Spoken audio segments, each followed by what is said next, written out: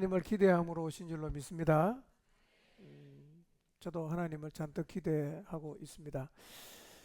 하나님이 준비하신 이 시간을 통해서 우리 모두의 영혼이 살아나기를 바라고, 식어진 가슴에 불이 붙고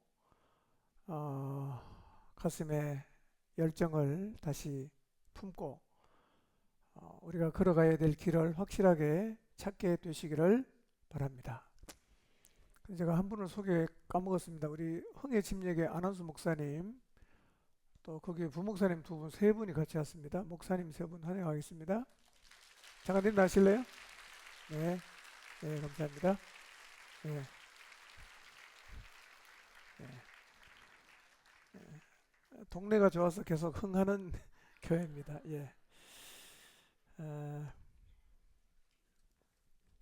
주님을 따라가지만 확신이 없어서 늘 긴가민가하고 이리 갈까 저리 갈까 기웃거리고 있는 분이 계시다면 다시 한번 달려갈 표대를 확인하고 또 그 표대를 향해 달려갈 힘을 얻게 되시기를 바랍니다. 단기 선교가 중간에 끼어서 기도가 부족할 줄 알았는데, 짧은 시간 여러분 모두가 기도의 힘을 모아주셔서 오히려 어느 때보다 기도를 좀 더 많이 하게 된 것 같습니다. 드려진 기도 하나님 기억하시고 응답하실 것입니다. 저도 이번 수련회를 통해서 하나님의 큰 일을 보기를 기도했습니다. 기도한 대로 저는 하나님께서 이번 수련회에 큰 일을 행하시리라고 믿습니다. 형의 복을 속여 빼앗았던 야곱이 형의 낯을 피해 외삼촌이 있는 밧단 아람으로 도망갔습니다. 출발하기로 했지만 외삼촌이 그 동네 살지도 잘 모르고 가면 또 만난다는 확신도 없지만, 그래서 지금 야곱의 마음은 막막합니다. 절망스럽기도 하고, 그리고 미래에 대한 불확실함과 불안함이 가득합니다. 형이 혹시라도 따라와서 죽일까봐 정신없이 도망가다가 해가 저물어 한 곳에 유숙하려고 돌을 베개를 삼아 누워서 잠을 청합니다. 근데 그날 밤 잠을 자다가 꿈에서 하나님을 만났습니다. 하나님이 이렇게 말씀하셨어요. 내가 너와 함께 있어 내가 어디로 가든지 너를 지키며 너를 이끌어 이 땅으로 돌아오게 하겠다. 내가 내게 허락한 것을 다 이루기까지 너를 떠나지 않겠다고 말씀해 주셨습니다. 제가 믿겠습니다. 이야, 하나님이 여기도 계시는구나. 근데 나는 하나님이 여기 계신다는 사실을 몰랐다. 그러면서 두려워합니다.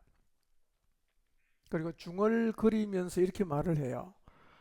이곳이 하나님의 집이고 여기가 하늘로 올라가는 문이구나. 그래서 아침에 일찍 일어나서 베개로 삼았던 돌을 가져다가 기둥으로 세우고 그 위에다가 기름을 붓습니다. 원래 이름이 루스인데 하나님의 집, 그래서 베델로 지명을 바꿉니다. 그리고 하나님 앞에 서원했어요. 여러분, 하나님은 어디에나 계시는 거 믿으시죠? 오늘 이곳이 하나님의 집입니다. 오늘 이것이 하늘로 올라가는 문임을 믿으시기를 바랍니다. 저는 이번 수련회를 통해서 우리 모두가 여기에 계시는 하나님을 만나고 내게 허락한 것을 다 이루기까지는 너를 떠나지 않겠다고 하시는 하나님의 약속의 말씀을 다시 한번 붙잡고 제단을 쌓고 하나님만 섬기기로 결단하는 은혜가 있기를 바랍니다. 성령님께서 우리를 만나 주실 것입니다. 새 마음도 주시고 몸과 영혼을 회복시키시고 구원의 은혜도 허락하실 것입니다. 놀라운 일을 우리 가운데 거하면서 행하시는 그분을 기대하고 믿으시기를 바랍니다. 최근에 제가 하나님 앞에 기도할 때마다 드리는 기도가 있어요. 전 여러분도 같이 좀 기도하셨으면 좋겠어요. 지난 두 주 우리가 말씀을 통해서 베드로가 굉장히 바뀌었죠. 너무 담대해졌어요. 자기를 죽일 수 있고 사실은 죽이고 싶어하는 그 사내들인 공의 앞에서 하나도 두려워하지 않고 예수님의 죽음과 부활과 그 이름의 능력을 이야기했는데요. 그렇게 베드로가 담대할 수 있었던 이유가 딱 두 가지였죠. 하나는 뭐였습니까? 성령 충만이었어요.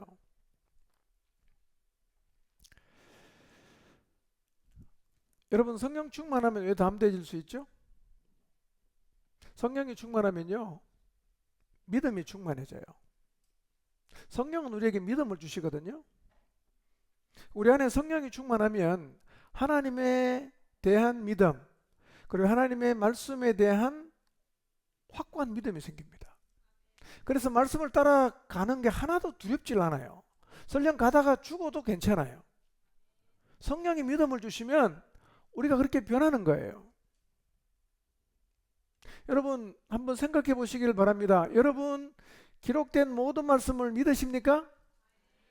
잘 생각해 보십시오. 성경에 기록된 모든 말씀을 여러분 진실로 믿으시나요? 심판을 믿으십니까? 지옥을 믿습니까? 형벌을 믿으시나요? 천국은요?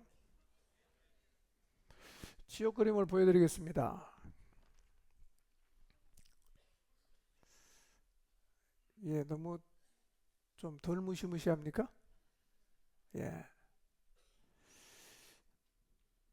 아마 예수님 안 믿고 죽음의 강을 건너면 아마 적어도 훨씬 더 공포스러운 것일 거예요. 지옥 갑니다. 지옥이 있나요? 있습니다. 천국은요? 있어요. 천국 그림을 좀 보여달라고 인터넷을 다 뒤졌는데요.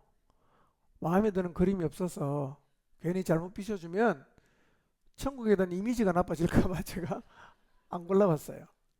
예, 천국은 우리가 상상하는 것의 1억 배는 좋습니다. 상상할 수 없는 것이에요.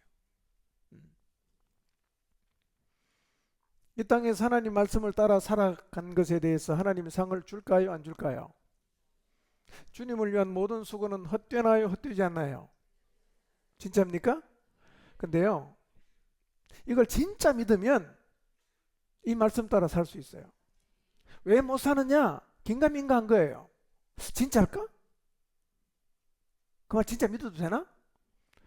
그 믿음이 없으니까 우리가 하나님 말씀을 계속 듣지만 못 따라가는 거예요.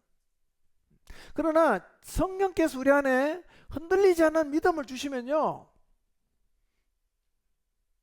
가지 말라고 해도 가고요, 죽어도 가고요, 고생할 줄 알지만 가고요, 간단 말이에요. 우리에게 뭐가 필요합니까? 진리에 대한 믿음이에요. 여러분, 성경의 모든 말씀이 이론이 아니고 진짜 믿을 수 있는 진리라는 사실을 확신할 수 있는 믿음을 달라고 계속해서 기도하시기를 바랍니다. 계속 혼자서 기도하세요. 길 가면서도 기도하고, 화장실 가면서도 기도하고, 성령님 제게 믿음을 주십시오. 성령님 제게 믿음을 주십시오. 하나님을 향한 믿음, 하나님의 모든 말씀을 조금도 의심 없이 믿을 수 있는 믿음을 주십시오. 계속 기도하시기를 바랍니다. 성령님은 우리에게 믿음을 주세요. 우리의 마음에서 늘 믿음을 없애는 존재가 있습니다. 누굴까요? 사탄이에요. 사탄은요, 우리에게 보이는 세상을 자꾸 닮게 합니다. 보이는 세상을 닮게 해서 진리를 잃어버리게 해요. 성령님은 우리에게 계속 믿음을 주시기를 원하시지만 사탄은 우리에게 있는 믿음을 계속 뺏어가요. 사실은 전쟁이에요. 그래서 우리가 오락가락 하는 겁니다. 성령님께 믿음을 달라고 계속 기도하시기 바랍니다. 예, 계속 읊조리십시오. 성령님 제게 믿음을 주십시오. 진리에 대해서 흔들리지 않는 믿음을 주십시오. 진리의 말씀에 내 인생도 걸 수 있는 그런 믿음을 주십시오. 그런 기도가 정말 필요한 기도입니다. 여러분, 성령은 진리의 영이신데 오셔서 하시는 게 뭐냐면 우리를 진리의 길로 인도하시죠. 그렇죠? 자, 그러면 성령이 우리를 어떤 방식으로 진리의 길로 이끌어 갈까요? 포승줄로 딱 묶어갖고, 예, 니아까지 딱 싣고 그래서 끌고 가십니까? 아니에요. 성령께서 우리를 진리의 길로 이끌고 간다는 얘기는 우리의 의지에 반해서 강제로 끌고 가는 게 아닙니다. 믿음을 주셔서 자발적으로 가게 하시는 거예요. 성령께서 믿음을 주면요, 가는 거예요, 그냥요. 이것이 성령께서 우리를 진리의 길로 인도하시는 방식이라는 사실을 믿으시기 바랍니다. 믿음을 구하십시오. 계속해서 믿음을 구하시기 바랍니다. 또 하나, 베드로가 두려움을 이긴 원동력이 뭐였냐면 보고 들은 게 있었다 그랬죠. 우리는 보고 들은 것을 말하지 않을 수 없다, 이렇게 말을 했어요. 베드로와 요한은 보고 들은 게 있었습니다. 예수님과 함께 있으면서 늘 보고 들었지요. 마가의 다락방에서 기도하면서 성령 강림 후에 성령이 역사하신 것도 보고 들었어요. 자기들의 변화, 예루살렘 교회 공동체 성도들의 변화된 삶을 보았고, 수많은 사람들이 예수님 만난 이후에 간증을 들었어요. 보고 들은 게 많아요.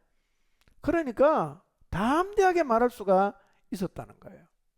저는 우리 교회가요, 누구라도 오면 이 교회를 계획하신 하나님과 교회의 머리가 되시는 예수 그리스도와 교회를 이끌어가시는 성령님을 끊임없이 보고 들을 수 있고, 말씀의 성취를 통해서 나타나는 기사와 표적을 통해서 예수님 믿고 새 삶을 살아가는 사람들을 통해서 하나님을 듣고 보는 교회가 되기를 바랍니다. 이걸 간절히 기도하십시오. 누구라도 오면 하나님 볼 수 있게 해주십시오. 누구라도 오면 하나님 만난 얘기를 들을 수 있게 해주십시오. 저는 이것이 우리의 기도여야 한다고 생각합니다. 구체적으로요, 여러분의 목장이 들어가면 하나님 볼 수 있고 하나님 살아계신 얘기를 들을 수 있는 목장이 되도록 기도하십시오. 여러분 목장에 누구라도 와서 한 달만 있으면 와, 하나님이 진짜 살아계신다, 이렇게 말할 수 있는 목장이 되기를 바랍니다. 저 사람 보니까 하나님 정말 살아계신 것 같다, 확실하다, 이걸 느끼는 목장이 되시기를 바랍니다. 바랍니다. 예. 이런 상태가 생명력이 약동하는 상태예요. 저는 지금 우리 스스로 생명력이 약해지지 않았는가를 돌아볼 필요가 있다는 생각을 합니다. 최근에 신의 악단이라는 영화가 아주 뜨거웠습니다. 저도 너무 보고 싶었는데 못 봤어요. 못 보신 분들 많죠? 예, 그래 여름 수련회 때 우리 교회에서 단체로 보도록 제가 노력하겠습니다. 꼭 볼 수 있도록 노력하겠습니다. 근데 이 영화를 보신 분들은 돌아오면 전부 감동을 받아요. 그리고 묻지도 않았는데 감상평을 너무 잘해줘서 대충 영화 줄거리는 모르지만 어떤 내용인지는 제가 알고 있어요. 저는 이 영화 얘기를 들으면서요, 생명력에 대한 생각을 좀 많이 하게 됐어요. 그 영화에 이런 내용이 있다면서요? 하나님 생각하고 하나님에게 반응해서 성경 읽다가 울고 찬송 부르다가 울고 죽음도 하나도 안 두렵고 하늘 소망을 갖고 살아가는 모습, 여러분 그것은 사도행전에 있는 교회와 비슷하지 않습니까? 우리 안에 있는 생명은 약동하면 이렇게 돼요. 우리 안에 다 주님의 그 생명이 있지 않습니까? 문제는 우리 안에 있는 생명의 힘이 나타나는 거예요. 지금 우리의 삶에서 이 생명의 힘이 나타나고 있을까요? 여러분 생명력은 예수님 믿고 반짝하다가 그 다음부터는 영에 안 나타나는 게 정상이 아닙니다. 생명력은요, 성숙하면 더 강해지는 거죠. 갈수록 약해지는 게 아니에요. 점점 강해져야 됩니다. 그게 정상이에요. 근데 자칫 잘못하면 갈수록 약해진단 말이에요. 나중에는 맥박 집으면 거의 맥이 안 뛸 정도로 생명력이 뚝 떨어질 수도 있어요. 지금 여러분은 하나님 앞에 어떤 것 같습니까? 생명력이 나타나는 것 같습니까? 아니면 생명력이 거의 안 나타나는 것 같습니까? 기도하다가 울어보셨어요? 성경 읽다가 울어본 적 있습니까? 찬양하다가 눈물을 흘려보신 적 있나요? 성경 읽다가 가슴에 소망이 막 넘치고 그 말씀을 따라 살고 싶은 열망이 여러분의 가슴에 불일듯이 일어났던 때가 언제였던가를 한번 돌아보시기를 바랍니다. 근데요, 신의 악단이라는 영화를 보신 분들은요, 한결같이 그들 안에 약동했던 예수님의 생명을 보고 도전을 받았어요. 그리고 자기 안에 있는 그 생명이 꿈틀거리는 것을 경험하신 것 같아요. 저는 이번 수련을 통해서 우리 안에 다시 이 주님이 주신 생명이 약동하게 되기를 바랍니다. 생명이 약동하면 공동체는 살아납니다. 공동체가 살아나면 사람들에게 예수님을 보여줄 수 있어요. 공동체가 살아나면 예수님이 희망이라는 것을 성경에 글로 알려주는 게 아니라 우리의 삶을 통해서 분명하게 보여줄 수가 있습니다. 그게 살아있는 교회고요. 그걸 유지하는 것이 사역이라는 거예요. 사역이 뭐냐? 생명력이 유지되는 것. 그게 사역이에요. 저는 이번 수련회를 통해서요, 신앙의 가장 중요한 기초에 대해서 말씀을 좀 상고하려고 합니다. 신앙을 다시 점검한다는 마음으로 각자가 자기의 신앙의 기초를 한번 돌아보고 보수하고 재정리하는 시간이 되기를 바랍니다. 먼저 우리의 모습이 어떠한지 한번 돌아봅시다. 각자가 한번 생각해 보십시오. 나는 지금 하나님 앞에서 어떤 모습으로 살아가고 있을까? 여러분의 신앙은 건강하게 잘 자라고 있다고 생각하십니까? 지금 여러분의 신앙은 시간이 갈수록 점점 성숙해지고 있다고 생각하십니까? 제가 목회를 하면서요, 교인들 이렇게 보면 정말 신앙이 건강하게 무럭무럭 잘 자라는 사람이 있어요. 마치 태어난 아이가요, 시간만 가면 쑥쑥쑥쑥 자라듯이요, 그렇게 잘 자라는 사람이 있어요. 믿은 지 1년, 2년밖에 안 되는데요, 매일 기도합니다. 매일 성경 읽어요. 공동체 봉사하는 자리에 빠짐없이 다 나옵니다. 섬깁니다. 만나는 사람마다 복음을 전해요. 정말 신앙이요, 그냥 뻥튀기 튀기는 것처럼 쑥쑥쑥쑥 자라요. 이렇게 예수님 믿고 생명 얻은 다음에 시간이 가면 점점 자라고 성숙해지는 사람이 있어요. 이런 사람은요, 진짜 대박입니다. 대박이에요. 얼마나 사랑스럽겠어요. 보면 얼마나 기쁘겠어요. 저는 공동체 안에 이런 사람이 있는데요, 제가 말은 안 하지만 너무 기쁘고 보면 신이 나고 살 맛도 나고 사역할 맛도 나고 그렇습니다. 근데 그런 사람만 있는 건 아니죠. 믿는다고 하는데 교회는 오래 다니는데 신앙은 항상 제자리예요. 신앙생활을 어떻게 하는지 감을 못 잡는 것 같아요. 뭐를 잡아야 되고 어디를 향해 가야 되는지 전혀 감도 못 잡는 것 같고요. 늘 그 자리를 맴돌아요.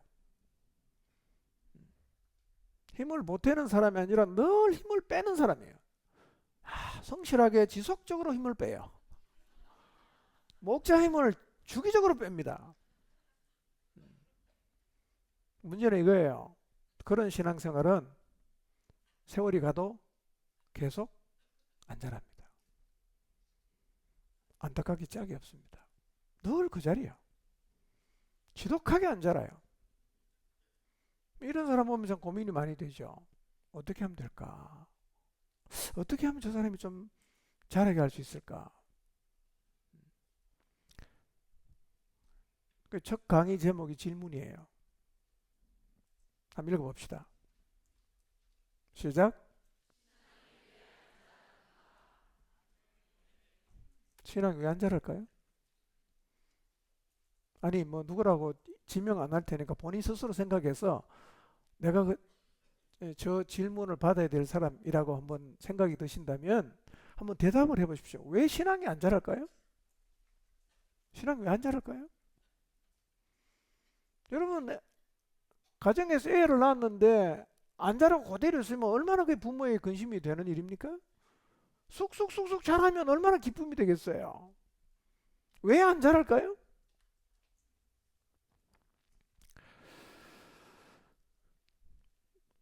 모든 사람이 예수님 믿고 나면 신앙이 잘 자랐으면 너무너무 좋겠는데 의외로 신앙이 안 자라는 사람이 많아요. 음, 여자도 있지만 남자가 조금 더 많은 것 같아. 조금 더 많은 것 같아. 음, 그래서 첫 번째 강의는 우리 신앙이 왜 안 자라는가 이 얘기를 좀 하려고 합니다. 왜 안 자라나? 음,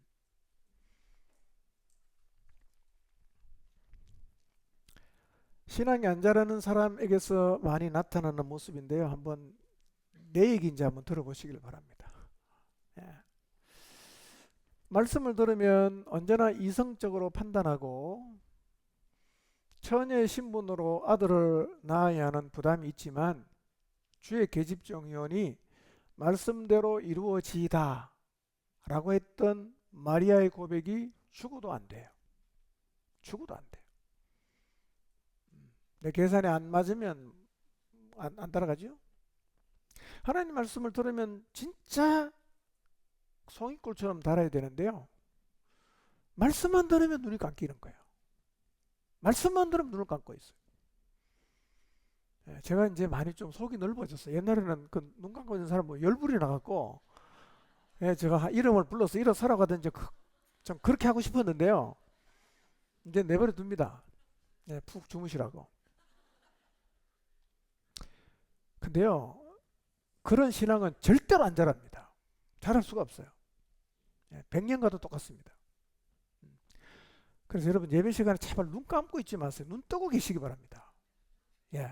집에 가서 잘 때 눈 감고 계시고 예배 때는 눈을 뜨고 계셔야 됩니다. 습관적으로 눈 감는 사람이 있어요. 그건 정말 좋지 않은 습관입니다, 여러분. 그 다음에 하나님 말씀을 아무리 들어도 자발적으로 순종하는 마음이 안 생겨요. 등 떠밀면 가지만 스스로는 순종할 마음이 안 생겨요. 기도를 안 해요. 성경은 안 읽어요. 섬기는 일도 안 하고 헌신하는 일도 안 하고 물질도 절대로 드리질 않아요. 스스로 생각해 봤을 때 마음의 평안이나 기쁨은 없고 늘 공함이 있고 불만이 많아. 불만이 많아. 그리고 다른 사람과 더불어 사는 게 잘 안 돼. 영적 권위에게 순종도 안 돼요. 내 마음에 안 들면 들이받아요. 내 생각이 무조건 옳다고 생각을 하기 때문에 누구 말도 잘 안 들어요. 내가 생각한 길로 그냥 갑니다. 그리고 늘 자주 목장과 교회와 목자와 지체를 판단하고 불평합니다. 이게요, 신앙이 자라지 않는 사람에게서 보편적으로 나타나는 모습이에요. 만약에 지금 내가 얘기한 이런 부분이 여러분에게 한 반 이상 있다고 하면요, 여러분 신앙은 안 자랍니다. 안 자라요. 제자리 걸음입니다.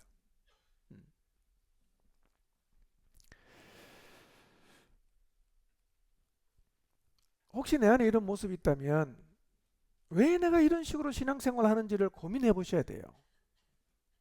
왜냐하면 이런 신앙의 태도는 절대로 안 자랍니다. 안 자라요. 3년 지나도 그 자리, 3년 지나도 그 자리, 5년 지나도 그 자리. 안 자라요. 태도도 똑같아요. 음.